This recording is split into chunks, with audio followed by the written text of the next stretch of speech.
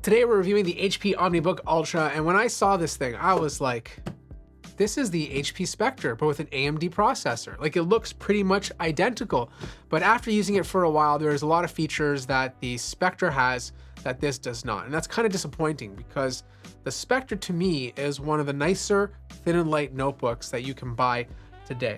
Now, it's still a beautiful laptop. Like, it is a premium laptop. It is well made. You have a metal chassis, HP logo in the middle. Top of the lid is a little bit flexible. It's about 3.47 pounds, so it's not the lightest 14-inch notebook, but it's still fairly light. Port lineup is not bad either. You have your combo audio jack, USB-A port. This is using one of those little flippy flaps. Just be careful with this thing. Don't jam your cable inside of it. They do tend to break quite easily. And on the other side, you have two USB Type-C ports. They're both USB 4.0. Now, the first area where it's not like a Spectre is the display. First of all, when you try to open it up with one hand, it kind of almost does it, but the bottom lifts up a little bit. Not a big deal, but I do want to point it out. And the display itself can't rotate 360 degrees. This is where it kind of goes, which is pretty standard for most laptops. A little loose on the top end, but nothing crazy to complain about. The other area where it's not like a Spectre is the display quality. Like, this is a very good IPS panel, but it's not OLED, and the Spectre is. The color gamut is good, the color accuracy is good, but again, it's just not an OLED display. Okay, so right now you're looking at the 1080p webcam on the HP Omni Ultrabook. You guys let me know how it looks. Just a bright window with some light on my face right now.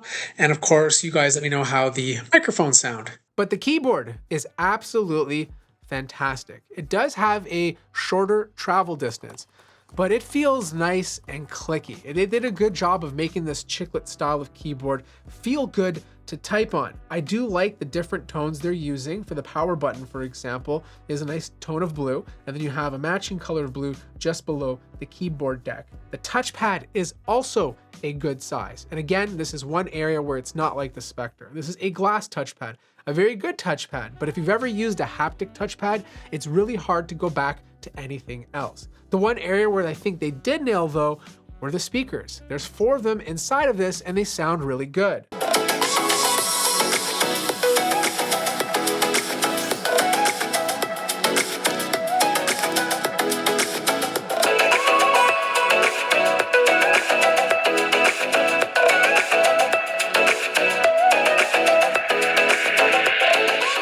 Now, performance is what this AMD processor really excels at right now. Like, if you're looking at any laptop on the market that's in a thin and light notebook that's not a MacBook, AMD's at the top, right? At least for performance, good battery life, not the best compared to the new Lunar Lake or Snapdragon processors, but still really good battery life. But the multi-core performance is where the AMD processors just dominate the competition. And single core clock speeds, of course, the MacBook Air, the Snapdragon laptops will perform higher, but multi-core speeds is where this thing truly excels. For Photoshop, it comes almost in first place. The MacBook Air 13 still sits at the top, but this comes in at a very close second. The Intel Lunar Lake laptop is a little bit lower on the list, and then of course the Snapdragon is there as well. If you're talking about Premiere Pro, I highly suggest a MacBook or a laptop with a dedicated GPU. Like, this could handle 1080p editing, not without any issues, but if you're doing any hardcore 4K edits,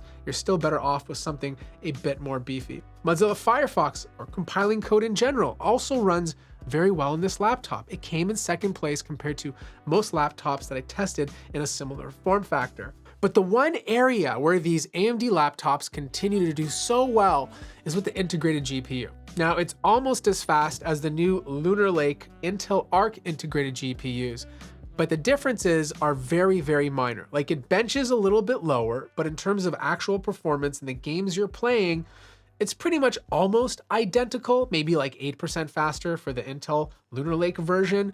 But yeah, like, if you're playing like older titles like Overwatch that are very well optimized, I had this thing running at 1920 by 1200 on medium settings, and I was getting well over 100 frames per second. Now, the display itself doesn't have the best response time, so it's not the best display for gaming, but yeah, it could absolutely do it.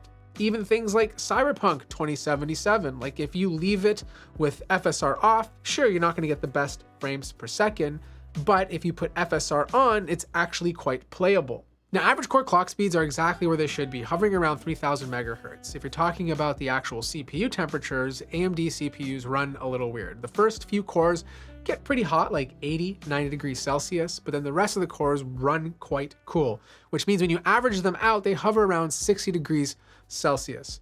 Fan noise is also fantastic on this laptop. If you're just using it for like regular everyday stuff, you won't hear the fans go on that often. But if you're pushing this thing to its full potential, yes, they'll go up to 49 decibels, which is obviously quite audible, but most of the time you're just not going to hear them. Now, internally, just like most laptops that are thin and light these days, not a lot is upgradable, but you do have a pretty big battery inside of here of around 68 watts. In fact, the only thing you can really upgrade is the NVMe SSD. You just gotta take off this little piece of plastic and then you have access to it. 2 fans to help keep things cool. Battery life was around 13 hours and about 23 minutes for my PC Modern Office test, which is not the best, but I did find just like my personal use, the laptop was easily able to get me through the entire day. Look, I love this laptop. The AMD processor inside of here is incredible. It has good speakers, a good typing experience, a pretty decent display. I just wish it had some of the features of the HP Spectre. Like I wish it had that haptic touchpad and I wish it had that OLED display. But it's still a good laptop. Like it's a very solid laptop with some of the better performance I've tested in a thin and light notebook. And for $1350, it's not a bad deal, but as always, a lot of these products go on sale over Black Friday and the holidays, so maybe wait until then to see if you can save a few bucks. If you have any questions, let me know in the comment section down below. Like the video if you liked it, subscribe if you haven't already, and I'll see you guys in the next one.